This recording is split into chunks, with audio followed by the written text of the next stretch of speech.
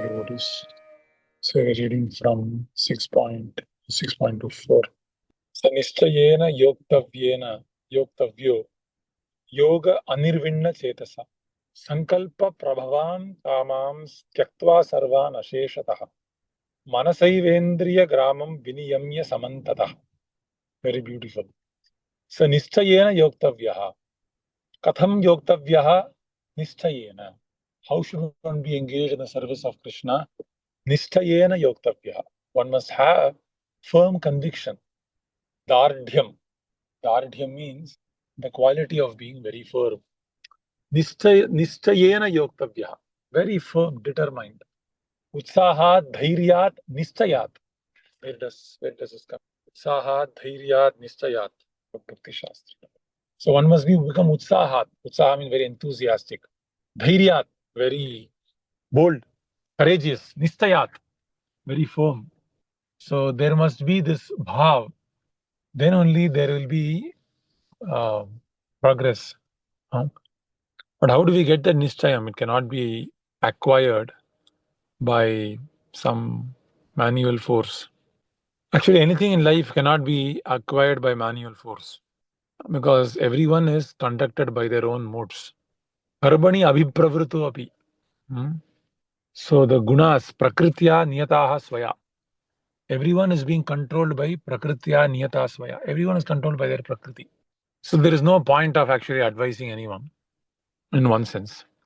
And there is only one situation where advising might help, where I am actually of a very high consciousness. And by being in my association, that person is getting influenced. So most of the time, when we are hearing from someone who has got this Nischayena Yogtavya, very, very firm, then other times we don't have any Nischayam. But while we are associating with this person, suddenly we feel very firm in Krishna consciousness, very determined. Krishna consciousness appears very easy, it appears very natural, it appears very sensible. Why does it feel so that when I'm in association of a pure devotee, it feels very natural? But when I'm outside of that association, I'm thrown into my own prakriti waters where I'm again going back to my own zone. Because that's what I'm meant to do actually. This lifetime, my destiny, my karma, that's what I'm supposed to do. If I'm a drunkard, then when I'm not associating with devotees, what do I drink? I'll drink. What do I do? I'll drink. Because my karma is to drink. Why is my karma to drink? Because my prakriti is to drink. Why is my prakriti to drink? Because I've associated with that prakriti for a prolonged amount of time in this life and the previous lifetimes. Because my prakriti is like that, my destiny is to drink only. So when I'm not taking the mercy of the devotees, then immediately I find coming back to drinking, or I find coming back to browsing, I find coming back to gossiping, because that is my karma. I'm supposed to take another at least 800 to 1000, 1500, 5000 lifetimes at the very least before becoming perfect. Now suddenly if some devotee comes, of course, I take that mercy, yes, completely. But if I leave that mercy, then again I'm back to my karma. Right? So we should not forget who we are actually. We are not, I do not know about you, I cannot say we, I cannot use that word. But I am not meant to be a devotee. I am meant to actually enjoy material life and be in illusion. That is my destiny.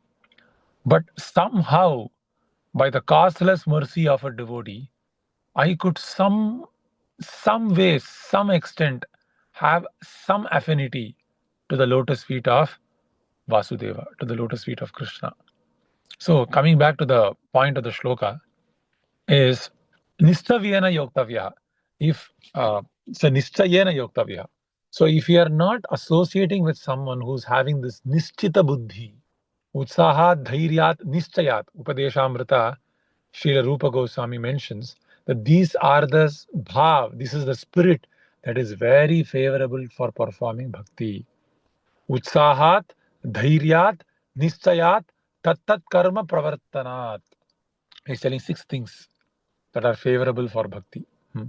So the first thing he says is utsahat. One has to become very enthusiastic. If you're not enthusiastic, we cannot make progress in Krishna consciousness. And dhairyad, I'm very, very courageous. I'm very fearless. Why? Because I've taken the lotus feet of my dear Lord. My spiritual master is very elevated. He has accepted me as his servant. Now dhairyad. See, to have a spiritual master who is an associate of the Lord is not ordinary. If one thinks spiritual master is ordinary, there are only two things, two situations.